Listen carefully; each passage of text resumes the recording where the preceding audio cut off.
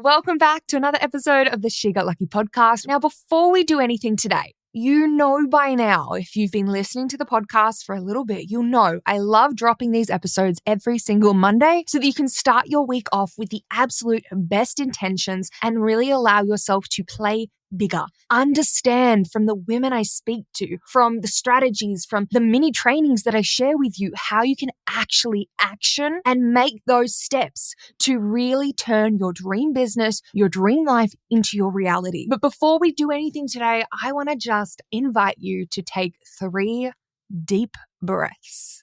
I want to invite you to just stop, take a second, really allow yourself to feel into your whole body and take 3 deep breaths with me. We can relax the shoulders, we can relax the jaw, untense the jaw. Let's do it.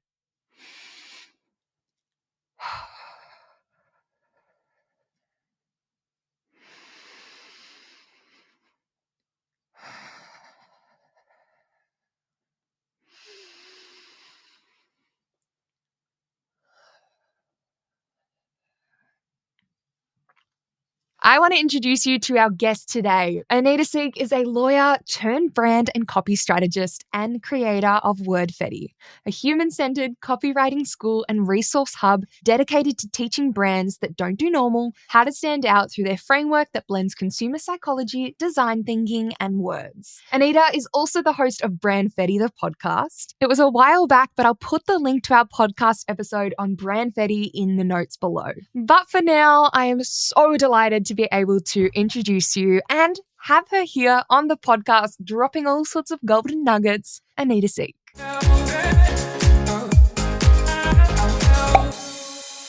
This conversation already behind the scenes is off to a kicking start. So sit down, get ready, prepare yourself, get excited because this chat with Anita today is going to be absolute fire. So Anita, welcome to the She Got Lucky podcast. Thank you for having me. Yes. So the first thing I like to invite my guests to talk about is sharing their She Got Lucky story. And you are seriously, I've invited you on today because I know how much value you have to give our listeners, but as well because you're a leader you've just created your own space. And naturally with that, there's going to be times where people are like, oh, well, Anita, you got lucky because. So I would love you to share perhaps a story where somebody broke your success down to luck. This is such a good question. I actually, when you first told me about this, I was like, wow, that is a really good question. I don't think I've ever been asked that. I feel like there's been multiple instances. I feel like the 2 moments that I can really think of is probably the moment when I left my corporate job. So I was a lawyer and I was in government, and there was this idea of, oh, she got lucky because she had a cushiony government job to hang back on, and also had now my husband, but also had a partner who also was in a stable corporate job, which I just want to quickly say, I am really grateful for the fact that I have my now husband who, was in a stable corporate job. If I'm to be honest, if I had to do that and not have that feeling of, and we've had conversations where I've literally been like, look, I want to give this thing a go. Me first, because he's now started his own business, but me first. You stay in your corporate job for a little bit, and if I didn't have Dean, honestly, I would have made silly decisions. I would have approached it from a very different type of energy. So, there's that part, which is just easy for you to say because, you had this, but to that point, I also, I'm grateful to have had Dean, but also so much of what was created and built and things that I say it's like a failure and learning has also there's been so much that I've gone through too that people don't know throughout that entire span of business. So there's been that moment of me leaving my corporate job. There's been the other moment where when we launched our digital course, it was just before COVID. So obviously a lot of people are like, well, the reason why your digital course arm is just booming and amazing. And I had no idea COVID was around the corner. Can I just quickly? No one did. So I let go of all of our high end. I thought you were brought into the situation. You had the heads up. What? I know. I had the feels. I'm like, yeah, COVID. No, but it just did not happen. And I was burnt out. And no one tells the behind the scenes story. I was burnt out. I was wondering what the heck I had created, a monster, a jail. And it came out of pure desire for me to be like, wow, this is not sustainable for me to do anymore, this business model. And that was in 2019. I let go of our high ticket clients, which a few of them have come back now. So that's beautiful, amazing. But that was my catalyst to starting because I burnt out and it was not pretty. And I hope no one goes through those as much as it was really helpful for me. That was the catalyst to us starting the digital arm. It wasn't like, oh, I'm riding the COVID course train. Like it takes a lot to build a course. Yeah. There is one thing to build a course. There's another element to sustain it and ride the wave right now, right? Yeah. So those are my two little stories. I love it. And I think this is one that I think everyone has a similar take on in a sense, is where people can break it down to timing. But you don't get the quote unquote luck of timing unless you take an opportunity and run with it and move with it. And to some people, oh, well, you got lucky because you did this before COVID. You did this before X. You did this. That's it. Other people could have done this but didn't. Yep. Other people sat on this, whatever, decided they weren't ready. You did this. And I think that that's just a constant reminder is taking action before you're quote unquote ready. That is how you bring your own luck. I love that. I love that you mentioned that because there's always, and I don't know if it's like a Aussie thing, and I hope it's okay for me to say this, but it's like, why can't we, instead of just be like, oh my gosh, she obviously got that, or he obviously got that, or they obviously got that because of X. It's just like, why can't we approach that and be like, wow, that's so amazing. Yes. The fact she did that. What can I learn from it? Like, it's like this feeling of like, oh, there's obviously a reason why she got that result. That is not her. Right now you're speaking to my core. Oh, yes, no, absolutely. So seriously, Anita, you could speak to my core. Okay, so let's take a sidestep because that's a slippery slope we can go down. A conversation for another day. That's another episode. Yeah, absolutely. But Anita, I mentioned to you before we jumped on a buzzword, and I feel like it's kind of like the trends that we see on TikTok and Instagram, and people jump on trends. I see people jump on phrases and wording, and I'm not going to pretend that I'm above this because it's so easy to slip into. It's so easy to sort of use a word and not fully embody it or fully understand what it means. So the word that I'm seeing everywhere is messaging. It's your messaging. And I want to come to you, the leader on this. You're a messaging strategist. What is messaging? What differs from messaging and things that people might be getting a little bit confused with? I love this question, and I'm really glad you're asking this because I've been seeing a lot of it. I've been seeing literally everywhere, and it's just like all of a sudden this person is now teaching messaging. Like, but then what they're teaching is literally just content. And I think like there's a lot of again, to everything that you mentioned, it's almost like we're using this word, but do we actually know what it actually means? So when it comes to messaging, and this is something that I go through and I ramp on and teach quite a bit, there's a difference between messaging and copy and content. So I'll quickly speak to messaging and copy first.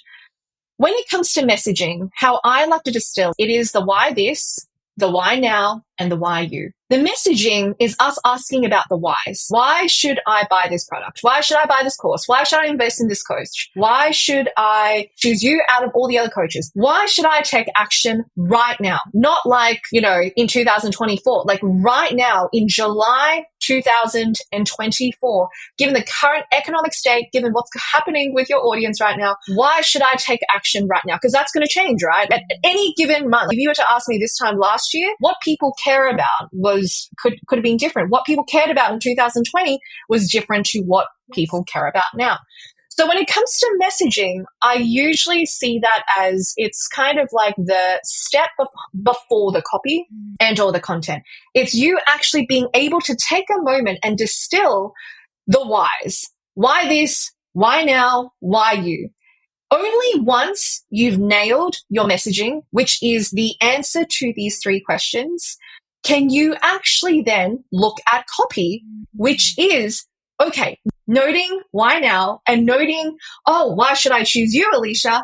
How am I now going to be able to communicate that in a way that is going to be attention grabbing, succinct, etc., etc. Yes. So it's almost like when we jump straight to content, when we jump straight to creating copy, and I'll talk to the difference between copy and content in a moment, but when we jump straight to copy and content without first distilling the messaging, you can then find, okay, you're just talking about the same thing. You're not answering the question that people are thinking of when they're about to buy. And that is just consumer psychology 101 in terms of when we are buying something, we're inevitably thinking, why this? Why now? Why you? So the difference between copy and content, because I think there's also like a little bit of a blurriness around copy and content. I usually see the difference between the two lie in its objective. So when it comes to copy, the whole goal is to get people to take action. This could be to buy, this could be to call you, this could be to DM you, this could be to visit your store. When it comes to content, the objective is visibility and connection. You need both. So you need content in order to create visibility and connection. This could be through social media. This could be through Reels. This could be through TikTok and videos. That then drives traffic towards your website or a sales piece of content, which is then designed to get people to buy the thing. So it's like ultimately when you look at it as a chain reaction, you need to nail your messaging, but then how you communicate that is through copy and content, but you need copy and content to chat with one another. So that's my quick 2-minute spiel about the difference between messaging and copy and content. You've made it super clear. And as a visual learner, I'm seeing this as the sort of like... She's visualizing the triangle. I'm like, woohoo, the visuals, the graphics we can create from this. Note to self. Cool.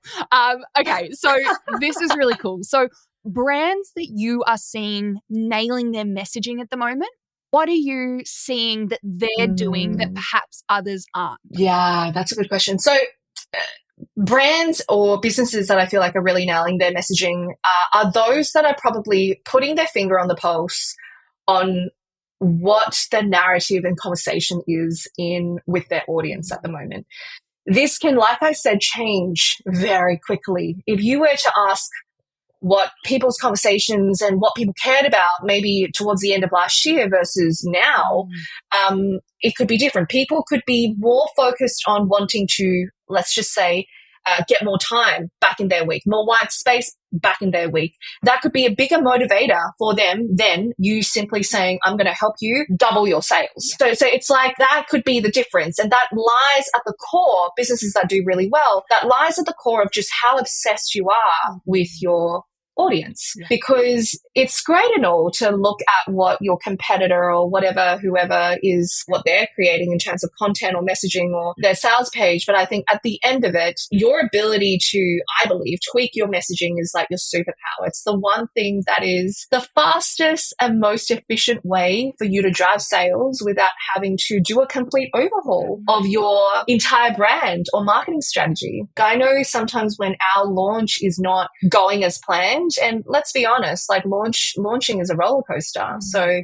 any person who is launching a digital course or a course that's like, oh my God, it's so easy, is lying.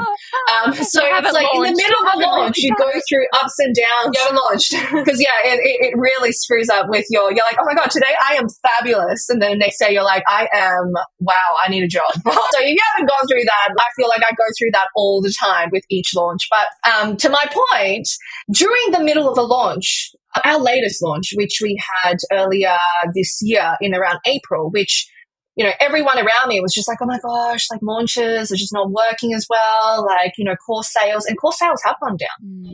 I know people we look up to, they usually would make like, $7 million for their launch. They made $6 million, like for their launch this year, which is still amazing. But it's like, everyone's kind of had a wobbly launch. Yeah. But the one thing you have control over, and which is one thing that I feel like, I know I'm biased, but we have the ability, I can just tweak our messaging and our emails straight away, was that's exactly what we focused on. During the middle of the launch, when it didn't work as well, we tweaked our messaging, tweaked our content. We didn't have the best launch out of the 4 years, but we had the second best launch, which I think is pretty damn awesome. Amazing. For the fact that it's wobbly launches at the moment. Absolutely. Yeah. And it's hard as well, because I think as business owners, there's the stages. I feel like you start business and you learn that it's not about competing with others. Then there's like this level of deeply believing that it's not a competition against yourself. It's not a competition against past results. But there is such like a deep-seated like element to us where we're like, okay, this or better. What I got last time or better. Right. And so I can definitely relate to the sense of, we know it's not linear. There's a part of us that sort of be reminded consistently of, okay, it's not linear. It's a bit up, it's a bit down, that's okay. It's not going to be constantly better. I used to be obsessed with that idea. Yes. I used to be so obsessed that if our monthly revenue was not going up or better than last month, and you can start to imagine how that would just take you to the fast lane of just disappointment and just burning yourself out. Yes. Because it's like, oh my gosh, like it's literally going up. Like, what does it mean if it goes backwards? And I used to be so uncomfortable with that, so uncomfortable with a month going backwards, because that made me feel like, I don't know, that we're going backwards. Yes. And, it's one of those things where I read this beautiful quote the other day, but it's like, when so much of what you do is your identity and you attach so much of you and your business and your worth and where you get the zing and you get endorsements and you're like, oh my God, it's me. When so much of what you do is your identity, it becomes very like hard to abandon like what you do, because then you're like, who are you? Yeah. Like without achievement. Like, who are you without achievement? Who are you?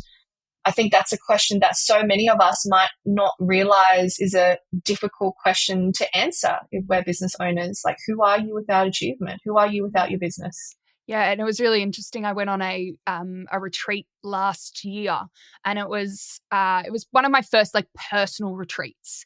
And going in, there were a few other business owners, and they're like, oh my gosh, like I've seen your reels and I've seen this. And straight away, Erica, who was running the retreat, was like, nope, she's not this. You're not that. You're not this. Like the labels, what not here. I love that. And it love Erica. I know, it was really good, because I had become so safe in being that character, being that person. And it was a really big lesson for what you've just said, is as business owners, we are never going to be acting in the best way for our business. We're never going to be in our complete power if we are making everything about us. And when you are so interconnected, like intertwined with I am, like there's a level of, yes, you're your brand, but if you're so intertwined that everything that happens in your business, the next month isn't bigger than the last. It's not going up and up and up. What does that mean about me? What does that mean for my clients? What are people thinking about me? Like, this is where the messy line is that I see, and I have experienced firsthand, that when you're so your business, same. You're then acting from emotion, acting from what will people think, and it becomes a lot less strategic and what will be good for the business and what moves can I make, and more, what can I do that will not tarnish what I built already.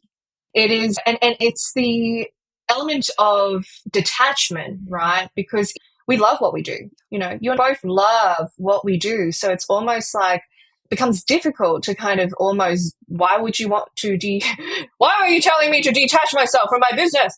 But it's really important, to your point, to be able to make strategic decisions as a leader. You can't do that when you're tying everything that happens to your business, from posting that post and making it about you. Yes. And that's the key. I think it's like, it's what you make the meaning to be about you, that is so dangerous. If you sit there and be a potato for a week or for a day even, what you're going to make that about you is so important. Are you going to look at that and be like, I'm being a potato, I'm being useless, and I'm just sitting here watching the new season of Too Hot to Handle? Or are you going to be like, you know what, I am recharging my energy so that I can better show up in my business and make better, like, informed decisions? It's like, it's all in how we make the meaning on it. Yeah, absolutely. Also me freaking out because I've been so in depth of watching Grey's Anatomy from the start again that I haven't even realized the new season of Too Hot to Handle is out. Whew. All right. But back to this. Oh my gosh. You have to watch. No, but like I really do love this conversation though, because I think that a lot of people want to step into the next level, want to be a better leader, a better CEO, want to claim their power. But I think a big part of this, and it's not, you're seeing courses, you're seeing these strategies. What you aren't seeing that is such a big component of so many of the people who are what we deem successful and killing it and doing amazing things and leaders in the space, they have gone through this experience. They've gone through these lessons of detaching. And that's not something you necessarily see in a lot of these courses where you're like, oh, look at these pretty tangible results. I'm going to join this copywriting course. I'm going to join this content course, and then I'm going to be able to get this. It's not as sexy, but it allows you to really step up and step out in a way that is not so ego-based in a sense. I think it's one of those things where I almost wish it was that it just happened. You can just teach someone to be detached. Yeah. I think it took a long time for me to detach myself. It probably wasn't until probably the 6th or 7th year. I'm probably in my 7th year of business. Probably wasn't in the last year or two that I really started to detach myself from the business. And it's in the most bizarre, most beautiful way. Like, I think little things like, spending time with my friends who are outside of business, where they love you unconditionally just because you are going traveling and having conversations with people who, are inspired just to learn about you and your story outside of, how many followers you've got on Instagram or what you do for business or how much money you've made. It's such a refreshing feeling and I think it's very important. If there was one thing that you take away from this conversation too, is to invite more of those type of, conversations and relationships. You can also do that with business friends where, they talk to you, but because they genuinely care about you as a human being, not how much money you've made and how your launch was, and all of that is important. Don't get me wrong, but I think it takes away, it reaffirms the fact that everything has to be about, oh my gosh, how was your launch? How many people did you welcome? As opposed to considering, what was something that you really learned about yourself, during this launch, or just more deeper questions. Yeah. I'm a deep person, and I think surrounding myself with those people reminds me that there's so much more than just tangible results. Yeah. This is a really good segue, because sort of segue back into the copywriting and sort of messaging space of why now and why this offer is I feel like the easy thing is always tangibles. How much money are you going to be able to make once you've done this? How many clients are you going to be able to bring on? How many people are you going to be able to reach? There's a lot of these really easy tangibles that I feel like a lot of people fall back on because that's what's sexy. How do you talk about the results or what people, sort of the transformation that people can experience that isn't necessarily those tangible, not quick, they obviously don't necessarily happen quick, but people do see oh, look at that big thing that they've achieved. How do you market that within within what you're sharing online? Yeah. It's, and you're right, that stuff, get to 7 figures or get to X, Y, it's sexy and it sells. But the thing is, what that negates is the recognition that not every single person measures the desire that they have based on 7 figures. Look, some people do, or some people may want that, but it's some people are motivated by different things. And I think, to answer your question, at the heart of it, it really sits again with your audience's motivation and really being obsessed with the problem and the audience that you're solving the problem for. I think when we can be truly obsessed with the problem we're solving and the people, the humans that we are creating a solution for, then you open your eyes to realizing that there is a full dimension of what people actually want, like, and your offer is the vehicle to help them get there. So it's almost like with copywriting, absolutely, there are people who join our programs, our membership, with the desire to increase their conversions. Like, that's tangible, right? You can measure that. But then there are people who join our memberships and our programs that may want to really just be able to feel more confident and not wobbly being able to talk about their offer.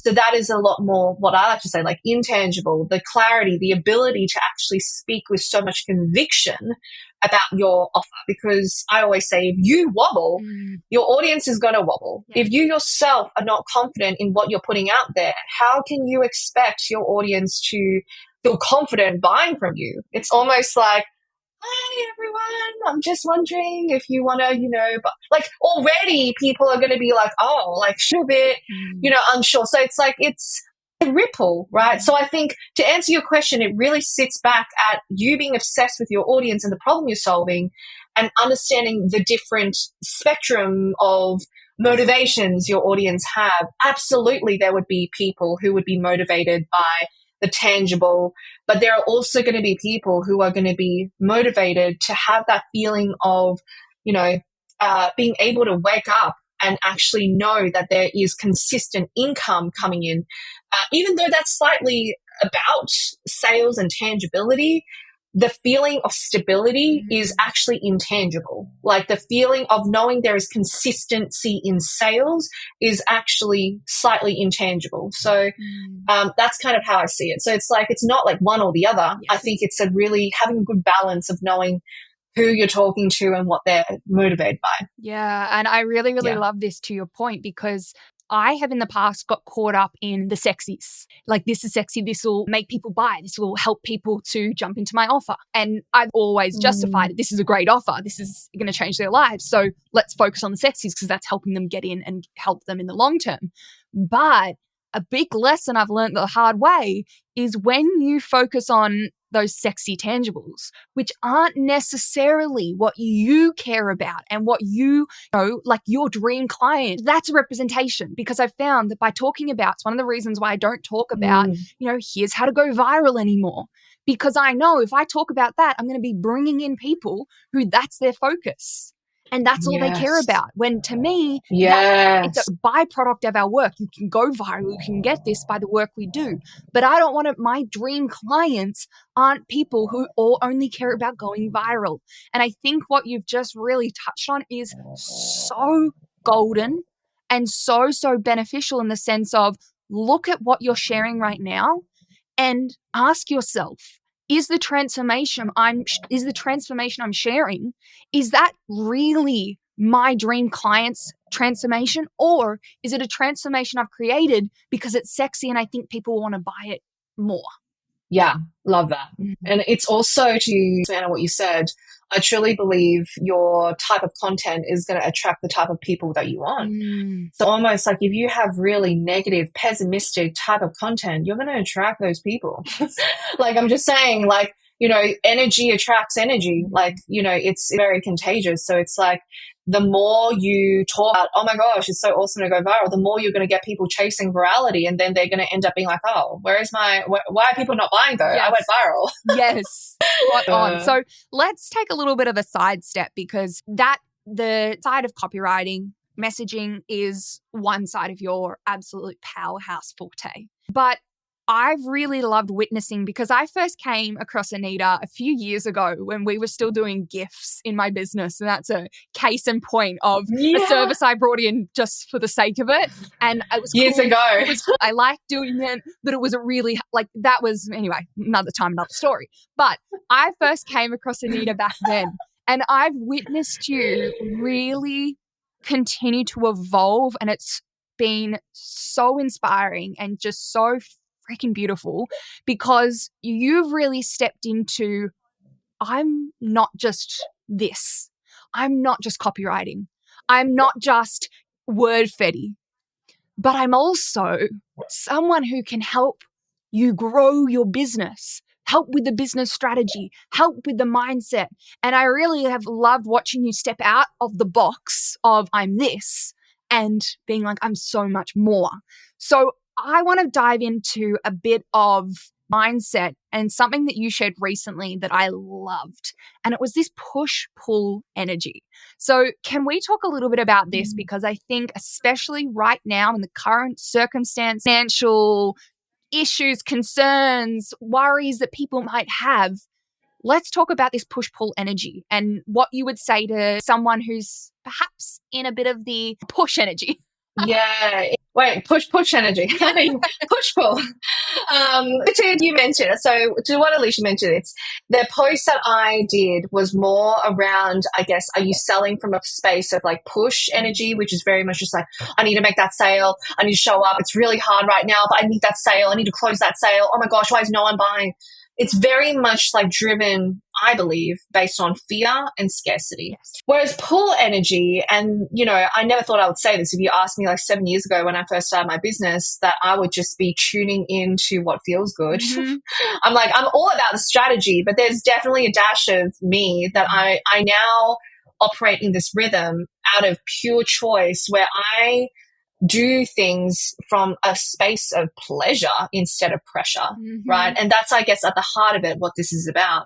I am all about pleasure instead of pressure. I'm going to do the thing that feels the best for me, and that's my, my approach to it. And I guess that pull energy is the ability to really just put things out there, test, again, detachment. So you're not making it anything about you, and you're just putting it out there, seeing if it sticks, or you're just kind of showing up in a way that feels most good and authentic to you. There is no stringent timeline, and I'm doing this openly with you guys now, but it's like the best launches I've had. Like, we recently just closed out one of my mastermind launches.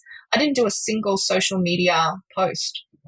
Like, it was so random. Like, I did some stories, and I did 3 stories and 1 email. I had a full-on content plan scheduled out, ready to open spots, and it filled before I even could use any of my content, which makes me sad because I'm like, I also have a graphic designer help me with the graphics, but it's like, I'm like, damn it, but also great because I truly believe how I showed up in that pull trust energy. I knew how much this offer was going to help people's businesses because I've seen it happen. And I just showed up in a way the right people are going to come. Call it woo, we call it whatever, but it rippled into everything that I did. And I think people can feel that when it's a push energy, where they can really feel your tonality.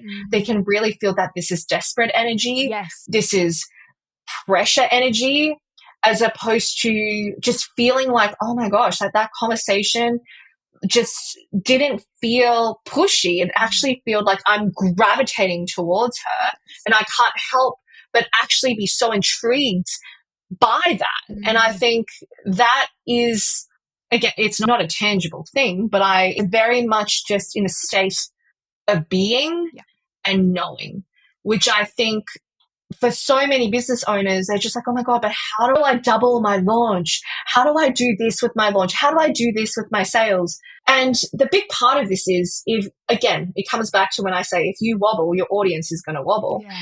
But it's almost like if your own state of being and just who you are, you already feel like you're in a state of just lack, you're going to show up in this type of, the way you talk, the way you speak, the way you show up is going to reaffirm this feeling of, hey, like, you know, I was working, like, people are going to feel it. Like, people are going to feel it. And I think we're also more cluey than ever nowadays. Like, I firmly believe as consumers, like, when we want to buy from people who are real, genuine, and not just trying to get a sale. Yes. Yeah. You know, and I think, so that's kind of my stance in it. There's different types. If you're currently struggling with sales, you're currently struggling with leads, I'm not here to say that it's easy. I'm not here to say business is easy. Don't start a business if you want something really easy. But But what I am saying is a lot of this is, at the end of the day, how you choose to show up in these challenging moments. I think if you choose to look at it and be like, oh my gosh, I don't know why out of everything I've tried, nothing seems to work, and leads are just slowing down, everyone is making sales. If you wallow in that type of vibe instead of being like, okay, a few things I can't control, the economy, this launch did not go to plan, but you know what? That's okay, because this is a problem to be solved. I am in the business of problem solving. So let's figure out how I can make this work. And I think that is such a different state of mind and being. And not only can your audience feel that, but that also ripples into your relationships and how you make decisions. Because if you're in a state of scarcity, you're going to make decisions that are probably just going to shove you in there even more. Yes, like short term, like what's something like I could quickly decide or quickly do to bring in some extra, so that I can feel better about X, Y, Z. Yeah. And also what happens in that when you're in that push energy of, or scarcity, and like what happens is you'll find it a lot harder to step back from your business because, I need this, I want this, so I need to give more time. I need to be hustling right now. I need to be XYZ to get the result.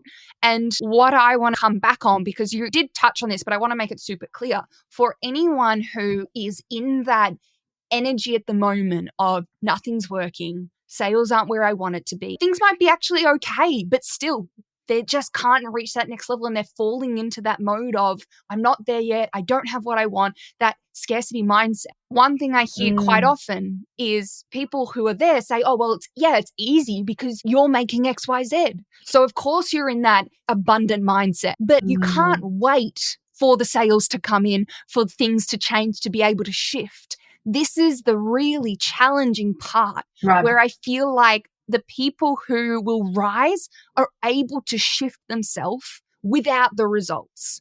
So what would you say, without the results, how does someone work on shifting from all the things they don't have, all the things that aren't working, to look at this, everything that's happening, really in that sort of energy of I'm absolutely abundant and things are happening and I have full trust and my offers are the shit and I love it and all the good things.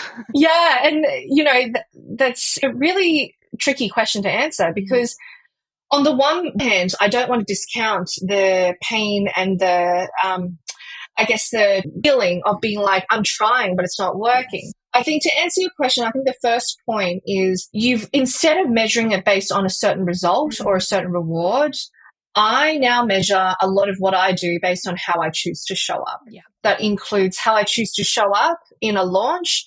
And even to your point, like where people are like, it's easy for you to say because you've got X, Y, and Z. Well, not in the thick of a launch that is not going to plan and I'm in like 40K in the red.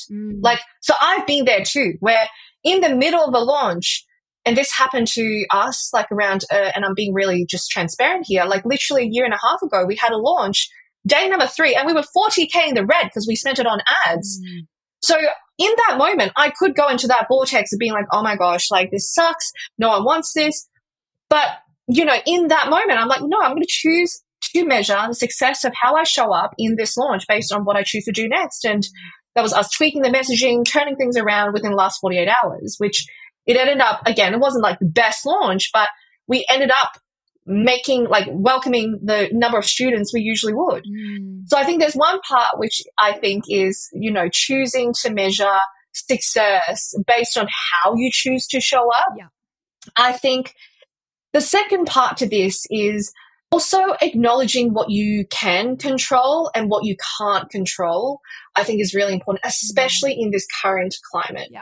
I think so many people are really taking this personally. Yeah. They're making this about them and their business and their ability and their worth.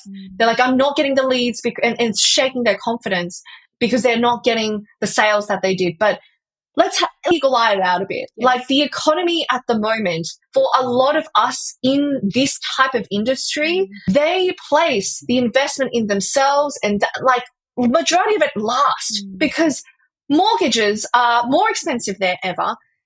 Buying a freaking watermelon is more expensive than ever. Like, it's triple the price. I bought a watermelon the other day. I'm like, what the heck? Like, go get so it's like everything is more expensive. Yeah.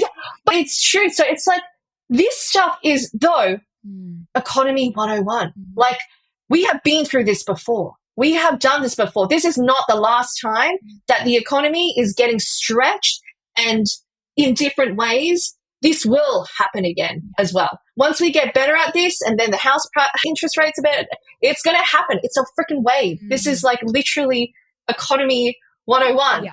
So I think it's important for us to realize that, you know, this is the moment where we're riding the wave, we're testing, we're experimenting, and you get to choose. Do you want to stick in this wave, or do you want, and that's truly okay too. That's your choice.